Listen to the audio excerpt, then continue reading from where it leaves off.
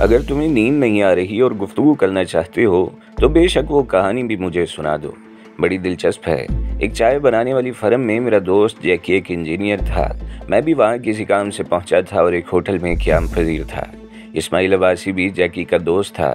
جیکی نے اپنی ایک مشکل بتائی اور وہ مشکل ایک مکان تھی جو اس کمپنی نے اسے رہائش کے لیے دیا تھا۔ ایک خالی مکان جو اتنا خوبصورت تھا کہ بتا نہیں سکتا۔ وہاں کا ماحول، خوبصورت درخت، پرفضا مناظر، لیکن یہ مکان آصف زدہ تھا۔ اور جیکی نے نشے کے عالم میں یہ بات سننے کے باوجود کہ مکان آصف زدہ ہے، اسے لینے کی حامی بھر لی۔ چنانچہ کمپنی نے اسے ڈیکوریٹ کر کے جیکی کے حوالے کر دیا۔ اور جب ہوش و حواس کے عالم میں جیکی کی پہلی رات وہاں گزری تو اس کے حواس بگڑ گئے۔ مکان کے آصف رات بھر مکان کی اوپری منزل میں ہنگامے کرتے رہے تھے، اسے ڈراتے رہے تھے، اور جیکی کی ساری رات تباہ ہو گئی تھی اور اس کے بعد اس کی نیندیں حرام ہو گئیں۔ گھر کی بیشتر اشیاء غائب ہو جاتی، کچن میں افراتفری پھیل جاتی تھی اور ہر طرح کے نقصانات ہوتے، قیمتی چیزیں غائب ہو جاتی۔ جیکی سخت پریشان تھا اور اسی پریشانی کے عالم میں اسماعیل عباسی سے اس کی ملاقات ہوئی اور میری اسماعیل عباسی سے۔ میں نے یوں ہی مذاق میں دعویٰ کر دیا کہ میری زندگی پر اسرار واقعات سے بھری پڑی ہے اور میں جن بھوت اور آصف آسانی سے بھگا دیتا ہوں۔ بس جیکی کا معاملہ میرے سر آ پڑا اور پہلی رات میں نے جیکی کے اس رہائش گاہ میں گزاری۔ رات کو 11 بجے کے قریب چھت پر قدموں کی چاپ سنائی دی۔ میں، جیکی اور اسماعیل عباسی جاگ رہے تھے۔ پھر آوازیں تیز سے تیز تر ہوتی چلی گئیں۔ ان دونوں کے حواس خراب تھے۔ توڑ پھوڑ، بھاگ دوڑ، لڑائی جھگڑا۔ میں بھی ان آوازوں سے خوفزدہ تھا اور بہت ہی غور کر رہا تھا ان پر۔ پھر یہ تجویز میں نے پیش کی کہ اوپر چل کر دیکھا جائے، لیکن دونوں میں سے کسی کی ہمت نہیں تھی۔ تنہا میں بھی ہمت نہیں کر سکتا تھا، لیکن میں نے ان لوگوں سے یہ کہہ دیا کہ میں بہرحال ان بھوتوں کو بھگا دوں گا، یہ میری ذمہ داری ہے۔ جیکی پورے خلوص کے ساتھ مجھے گھر میں چھوڑ کر چلا گیا۔ اسماعیل عباسی بھی چلا گیا اور اس کے بعد میں وہاں تنہا رہ گیا۔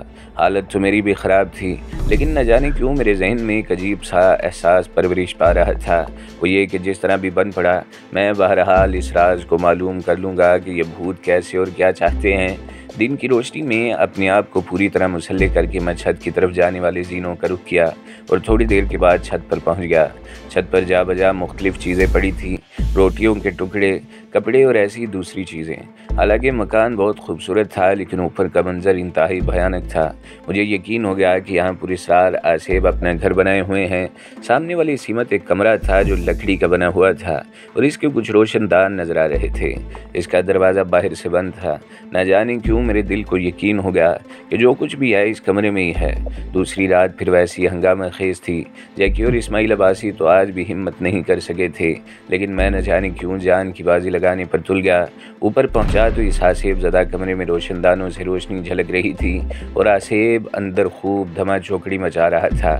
میں اس سے زیادہ ہمت نہ کر سکا اور واپس آ گیا۔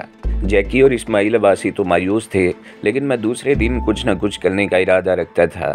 جب وہ لوگ چلے گئے تو میں نے جان کی بازی لگا کر اس آصف زدہ کمرے کو دیکھنے کا فیصلہ کر لیا۔ سیڑھیاں چڑھ کر اوپر پہنچا۔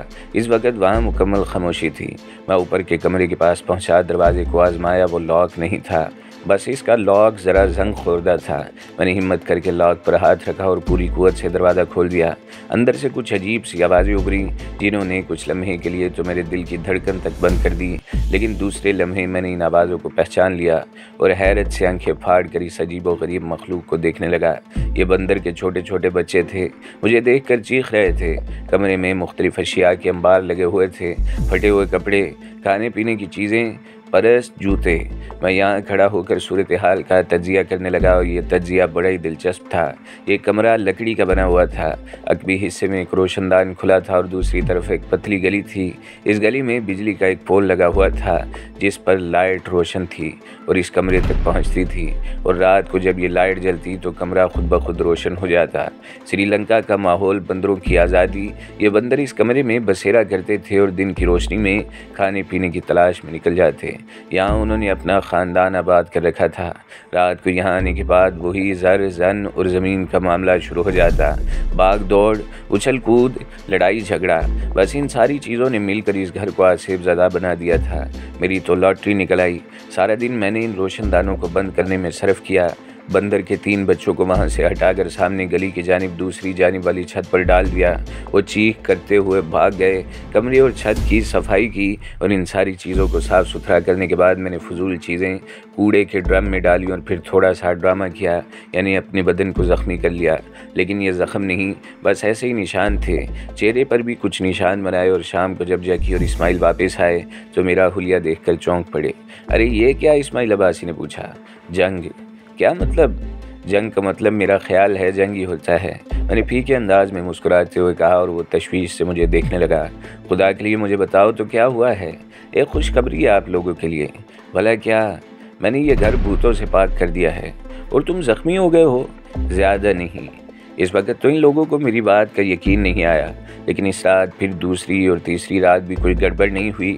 وہ میرے مرید بن گئے اور یہی معاملہ یہاں تک پہنچا ہے۔ مطلب یار سیدھی سی بات ہے، اگر ہم اسماعیل عباسی کی یہ مشکل حل کرنے میں کامیاب ہو گئے تو بہت بڑی رقم ہاتھ آ جائے گی۔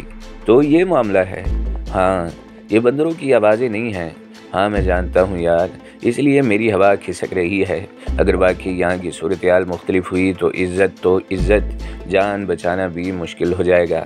میرے دل میں اچانک یہ سوال ابھرا کہ ناصر فرازی سے یہ سوال تو پوچھوں، میرے بھائی تو خیر اس طرح ان لوگوں کی نظروں میں ہیرو بن گیا، مگر جمیل بیچارہ ایسا کیا کام کیا تھا اس نے جس کی وجہ سے تو اسے یہاں لا کر پھنسانے کا باعث بنا؟ لیکن بہرحال باتیں پوچھنے کے لیے نہیں ہوتی، اور پھر میرے لیے بھلا کیا مشکل تھا کہ میں ایک لمحے اندر اس سارے جھگڑے سے نکل جاؤں؟ نہ تو اسماعیل عباسی نہ ہی ناصر فرازی کوئی مجھے روک سکتا تھا، لیکن اگر میں اپنے بدن کو چھوڑ دیتا تو لینے کے دینے پڑ جاتے، اور وہ لوگ سمجھتے کہ جمیل کی موت یہاں اس جگہ واقع ہوئی ہے۔ بہرحال تھوڑی دیر تک خاموشی رہی۔ میں نے کہا، لیکن ناصر، سوال یہ پیدا ہوتا ہے کہ تم اس سلسلے میں کیا کہتے ہو؟ دیکھو، ساری صورتحال تمہارے علم میں آ چکی ہے۔ جمیل یوں سمجھ لو کہ نہ میں کوئی عالم ہوں نہ تم۔ ہاں ایک بات ہے، اگر ہم اس مسئلے کو حل کرنے میں کامیاب ہو گئے تو مال اچھا خاصا ہاتھ آ جائے گا، اور ضرورت تو بہرحال ضرورت ہی ہوتی ہے۔ ویسے تم کیا کہتے ہو؟ ایک نام آیا ہے ہمارے سامنے، تصور شاہ۔ تمہارے خیال میں کیا یہ شخص اس پر اسرار عمارت میں ہونے والے واقعات کا ذمہ دار ہو سکتا ہے؟ ذکیہ بیگم کے لیے سوچنے کو تو بہت سی باتیں سوچی جا سکتی ہیں۔ ذکیہ بیگم بذات خود بھی اس کی ذمہ دار ہو سکتی ہیں۔ ہم لوگ اس موضوع پر باتیں کرتے رہے کہ اچانک باہر انتہائی بھیانک آواز شروع ہو گئی، اور ایسی بھیانک چیخیں محسوس ہوئیں کہ بہت سے انسانوں کو گردن کاٹ کر چھوڑ دیا گیا ہو اور وہ درد کی شدت سے تڑپ رہے ہوں۔ ایسی خوفناک حالت میں اچانک ہمارے دروازے پر دستک ہوئی، اور ناصر فرازی کا رنگ فک ہو گیا۔ اس نے سہمی نگاہوں سے میری طرف دیکھا، بولنے کی کوشش کی، لیکن اس کے منہ سے آواز تک نہیں نکلی۔ میں اپنی جگہ سے اٹھا اور دروازے کے قریب پہنچ کر دروازہ کھولا تو سامنے اسماعیل عباسی کھڑا تھا۔ اس کے ہاتھ میں ریوالور تھا اور دوسرے ہاتھ میں ٹارچ۔ چہرہ غصے سے سرخ ہو رہا تھا۔ اس نے دانت پیچھے ہوئے کہا، کیا تم میں سے کوئی میرا ساتھ دینے پر آمادہ نہیں ہوگا؟ دیکھ رہے ہو، سن رہے ہو آوازیں؟ انتہا ہو گئی۔ اگر یہ کسی کی مجرمانہ سازش ہے تو آج میں اس سازش کو منظر پر لا کر رہوں گا۔ میری قوت برداشت انتہا کو پہنچ گئی ہے۔ ناصر فرازی اب بھی ساکت بیٹھا تھا۔ میں نے ایک نظر اس پر ڈالی۔ مجھے یہ اندازہ ہو گیا کہ ناصر فرازی اس وقت قطعی اس قابل نہیں کہ وہاں تک جائے۔ اس کی ساری دلیری ہوا ہو چکی تھی، لیکن میں چونکہ اس کے ساتھ آیا تھا اور چاہتا تھا کہ ناصر فرازی کی بے عزتی نہ ہونے پائے، چنانچہ میں نے کہا، کیا چاہتے ہیں مسٹر اسماعیل عباسی؟ وہ دونوں بزدل خوف سے کانپ رہے ہیں اور میرا ساتھ دینے کے لیے تیار نہیں۔ اگر تم میں سے کوئی میرا ساتھ دے تو آؤ ہم اس کمرے کی جانب چلتے ہیں، ذرا دیکھو تو صحیح کہ یہ خوفناک عصیب آخر کیا بلا ہے اور کیا بگاڑ لیتا ہے میرا۔ چلو، میں نے کہا اور دروازے سے باہر نکل گیا۔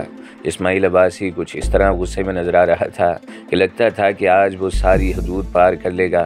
میں اس کے ساتھ آگے بڑھتا رہا اور ہم دبے پاؤں اس کمرے کی جانب روانہ ہو گئے جس کے بارے میں ہمارا اندازہ تھا کہ آوازیں اسی کمرے سے آتی ہیں۔ ایک لمبی راہدری اور سنسان غلام گردش کو عبور کر کے آخرکار ہم اس حسیب زدہ کمرے کی جانب پہنچ گئے۔ آوازیں یہاں انتہائی دہشتناک طریقے سے آ رہی تھیں۔ کچھ لمحے کے لیے یہ آوازیں اس طرح آتی رہیں اور ہم دھڑکتے دلوں سے سنتے رہے۔ پھر یہ آوازیں مدھم ہونے لگیں اور یوں لگا جیسے کوئی سسک کر رو رہا ہو۔ اسماعیل عباسی نے ریوالور میری طرف بڑھایا اور بولا، تمہارا ریوالور تمہارے پاس موجود ہے؟ ہاں بالکل۔ میں ذرا یہ کھولتا ہوں۔ اس نے آگے بڑھ کر تالا کھولا اور جیسے ہی تالے میں چابی گھومی، سسکیوں کی آواز بند ہو گئی۔ ہم آگے بڑھ گئے اور کمرے میں داخل ہو گئے۔ اب ہر طرف ایک خوفناک سناٹا پھیل گیا تھا۔ کمرے میں مکمل خاموشی اور اندھیرا تھا۔ ایک دلچسپ مشغلہ آپ کو بتاؤں، اگر دن رات کے کسی حصے میں وقت مل جائے تو اپنے آپ کو پڑھنا شروع کر دیں۔ ایسے دلچسپ انکشافات ہوں گے اپنے بارے میں کہ آپ حیران رہ جائیں گے۔ یوں لگے گا جیسے آپ خود اپنے لیے اجنبی ہوں۔ میں اکثر ایسا کرتا ہوں۔ ویسے تو زندگی کا سفر نہ جانے کہاں سے شروع ہوا تھا، لیکن میں اپنا آغاز اس وقت سے سمجھتا ہوں جب میں مجرم بن گیا تھا۔ بس اس کے بعد کی کہانی آپ کو معلوم ہے۔ اور پھر زندگی کا یہ انداز، انسانوں کی 98% تعداد زندگی کی یکسانیت کا شکار ہے۔ وہ بے حد خوش نصیب ہوتے ہیں جنہیں زندگی میں تنوع مل جائے، اور مجھے تو وہ سب کچھ مل گیا تھا جسے بس ایک خواب سمجھا جا سکتا تھا، نہ آسودہ خواہشوں کی تکمیل کا خواب۔ بلا شبہ مجھ سے آنکھیں لے کر وہ سب کچھ دے دیا گیا تھا جو خوابوں میں ہی حاصل کیا جا سکتا ہے۔ حقیقی زندگی میں تو صرف ایک افسانہ ہو سکتا ہے، اور میں وہی افسانوی شخصیت بن گیا۔ تو ذکر ہے ان ہولناک لمحات کا جن سے ہم اس وقت گزر رہے تھے۔ ٹارچوں کی روشنیاں چاروں طرف لہراتی رہیں، ماحول انتہائی بدنما اور لرزہ خیز تھا۔ ایک عجیب سی نحوست چاروں طرف برس رہی تھی۔ مکڑی کے بڑے بڑے جالے چھت کے قریب سرسراہٹیں جیسے پیدا کر رہے تھے۔ کوئی چھت سے چپکا ہوا آگے بڑھ رہا تھا۔ ہم اس گہرے سناٹے میں ٹارچوں کی روشنی ادھر ادھر ڈالتے رہے کہ اچانک ایک بھیانک چیخ بلند ہوئی، ایسی بھیانک کہ انسان اگر ان چیخوں کو برداشت کرے تو اسے انسان ہی نہ کہا جائے۔ یوں لگ رہا تھا جیسے دیواروں سے اچانک ہی لاتعداد چہرے نمودار ہو گئے ہوں۔ ان کی بھیانک زبانیں سانپوں کی طرح لہرا رہی ہوں اور وہ حلق پھاڑ پھاڑ کر چیخ رہے ہوں۔ اسماعیل عباسی کے ہاتھ سے ٹارچ گر گئی اور وہ بری طرح دروازے کی سمت بھاگا۔ میں ایک لمحے تک اندر رکا، لیکن یہ چیخیں کانوں کے پردے پھاڑ دینے والی تھی۔ بدن میں خون جیسے جم کر رہ گیا۔ اسماعیل عباسی جو شدید غصے کے عالم میں یہاں آیا تھا، ہمت ہار کر باہر نکل بھاگا تھا، اور مجھے اس کی بزدلی پر غصہ آ رہا تھا۔ کمبخت نے دل چھوڑ دیا تھا۔ میں نے ایک لمحے کے لیے سوچا اور اس کے بعد نفرت بھری نگاہوں سے کھلے دروازے کے باہر دیکھا۔ پتہ نہیں اسماعیل عباسی کہاں جا مرا تھا۔ بہرحال میں کمرے کے درمیان کھڑا ان آوازوں کو سنتا رہا۔ میں دیکھنا چاہتا تھا کہ یہ آوازیں صرف آوازیں ہیں یا ان کے ساتھ کچھ اور بھی ہے۔ چھت کے قریب ہونے والی سرسراہٹیں بھی ان آوازوں میں دب گئیں۔ میں دیر تک کھڑا حالات کا جائزہ لیتا رہا۔ میں نے آنکھیں بند کر لیں اور یہ سوچ رہا تھا کہ جب تک میرے بدن کو کوئی چھوئے گا نہیں، میں آنکھیں نہیں کھولوں گا اور ان آوازوں کو برداشت کرتا رہوں گا۔ میں یہ اندازہ اب بھی لگانا چاہتا تھا کہ اس مکان کے آسیب صرف چیخ و پکار کرتے ہیں یا کسی کو نقصان بھی پہنچاتے ہیں۔ ایک دلچسپ تجزیہ ہے، خاص طور سے اس لیے کہ میں اپنے جسم سے بالکل ہی بے فکر تھا۔ بہت دیر تک یہ آوازیں شور مچاتی رہیں اور میں خاموش کھڑا رہا۔ پھر جب یہ احساس ہوا کہ اب ان کی شدت میں کمی آ گئی ہے تو میں آہستہ آہستہ سامنے والی دیوار کی طرف بڑھا۔ دیوار پر ہاتھ رکھ کر یہ اندازہ لگانے کی کوشش کی کہ کہیں ان کے اندر مائکرو فون تو فٹ نہیں ہے، لیکن چند ہی لمحوں میں نے محسوس کر لیا کہ یہ آوازیں دیواروں کے اندر سے نہیں آ رہی۔ البتہ ایک اور خوفناک بات ہوئی، وہ یہ کہ میرے پیروں کے نیچے فرش ٹیڑھا ہونے لگا۔ مجھے یوں لگا جیسے کمرے کا فرش ایک طرف سے بلند ہوتا جا رہا ہے اور کمرہ ٹیڑھا ہونے لگا ہے۔ چیخیں انتہائی خوفناک ہو گئیں۔ دوسری خوفناک بات یہ ہوئی کہ میرے ہاتھ میں روشن ٹارچ کی روشنی مدھم ہونے لگی، جیسے اس کے سیل ختم ہو گئے ہوں۔ یہ چیزیں ناقابل یقین تھی۔ میں گرنے لگا اور اپنے آپ کو سنبھالنے کے لیے میں نے اپنے جسم کو بیلنس کرنے کی کوشش کی۔ ٹارچ بجھ گئی تھی اور میں نیچے کی جانب کھسکتا چلا جا رہا تھا۔ اب اس کے سوا کوئی چارہ نہ رہا کہ میں دروازے سے باہر نکل جاؤں۔ جیسے ہی میں دروازے سے باہر نکلا، اچانک ایک خوفناک قہقہ بلند ہوا اور پھر ایک کے بعد ایک اس طرح کے بھیانک قہقہے بلند ہوتے رہے۔ یوں لگ رہا تھا جیسے کوئی میری شکست پر ہنس رہا ہو۔ پھر ایک دم گہری خاموشی چھا گئی۔ بہت فاصلے پر مجھے کچھ انسانی سائے نظر آ رہے تھے۔ آہستہ آہستہ میں ان کے قریب پہنچا تو اچانک ہی میری ٹارچ پھر روشن ہو گئی۔ یوں لگا جیسے اس میں نئی روشنی پڑ گئی ہو۔ جس جگہ وہ لوگ کھڑے ہوئے تھے وہاں بھی انہوں نے روشنی کر رکھی تھی، اور اس روشنی میں ان کے چہرے ہلدی کی طرح زرد ہو رہے تھے۔ یہ اسماعیل، ناصر فرازی، نذیر عباسی اور شمشیر تھے۔ وہ چاروں ساکت و جامد کھڑے غالباً میری زندگی کی دعائیں مانگ رہے تھے۔ پھر میں ان کے قریب پہنچا تو اسماعیل عباسی نے کہا، آؤ براہ کرم میرے کمرے میں آؤ۔ ہم اس کے کمرے کی جانب بڑھ گئے جہاں اسماعیل عباسی نے اپنا قیام کر رکھا تھا۔ اس بڑے اور وسیع کمرے کی دیواریں چھت سیاہ پتھر کی بنی ہوئی تھیں۔ یہاں انہوں نے ایک بڑا لیمپ روشن کر رکھا تھا۔ اسماعیل عباسی نے غصیلے انداز میں کہا، اب اس کے سوا کوئی اور چارہ نہیں کہ میں اس کمرے کو کھدوا کر پھینکوا دوں، اس کی دیواریں، اس کا فرش سب کچھ تباہ کر دوں۔ میں ہار نہیں مان سکتا۔ ہار ماننے کا مطلب ہے کہ میں ذکیہ بیگم سے شادی نہ کروں۔ وہ اس کے سوا کچھ اور نہیں چاہتے۔ جذباتی ہونے کی کوشش مت کریں مسٹر عباسی، بات کچھ اور بھی ہو سکتی ہے۔ میں نے کہا، تم اس کمرے میں گئے تھے، کوئی اندازہ لگایا تم نے؟ صرف اتنا کہ یہ کام کسی انسان کا معلوم نہیں ہوتا اور شاید کمرہ کھدوانے کے بعد بھی آوازیں بند نہیں ہوگی۔ میرے ان الفاظ نے ایک لمحے کے لیے وہاں خاموشی طاری کر دی۔ پھر اسماعیل عباسی نے کہا، گویا کوئی حل نہیں ہے کہ میں اس عمارت کو دوبارہ آباد کر لوں۔ بس ایک بات میں بھی تم لوگوں کو بتا دوں میرے دوستو، خدا نے مجھے بہت کچھ دیا ہے، اتنا کہ میں 10 خاندانوں کو پال سکتا ہوں، تب بھی اس میں کوئی فرق نہ پڑے میں اپنی دولت کا ایک بڑا حصہ تم لوگوں کو دے دیتا ہوں، لیکن میں یہ بے عزتی برداشت نہیں کروں گا، میں اس عمارت کو نہیں چھوڑوں گا۔ اب تم مجھے یہ بتاؤ کہ مجھے کیا کرنا چاہیے؟ میں سخت پریشان ہوں۔ سب سے پہلے ہمیں چائے تیار کروانی چاہیے۔ کیوں شمشیر؟ اس وقت میں کچن میں بالکل نہیں جاؤں گا۔ ہاں، چائے کے سامان کا بندوبست میں نے الگ کر رکھا ہے، یہیں بیٹھ کر چائے بنائی جائے گی، اگر آپ لوگوں کو اعتراض نہ ہو۔ بھلا چائے کا معاملہ اور کوئی اعتراض کرے؟ اچانک ہی باہر تیز ہوائیں چلنے لگیں، یوں لگا تھا جیسے مکان کے اعصاب پوری طرح اس مکان میں کھیلتے پھر رہے ہوں۔ تیز ہواؤں کی سیٹیاں جگہ جگہ ابھر رہی تھیں اور ادھر شمشیر نے چائے کا بندوبست شروع کر دیا۔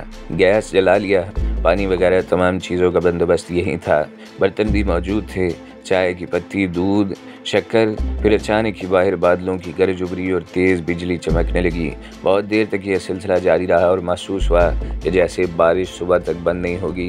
چائے نے اس وقت جو مزہ دیا تھا اس کا کوئی جواب نہیں تھا۔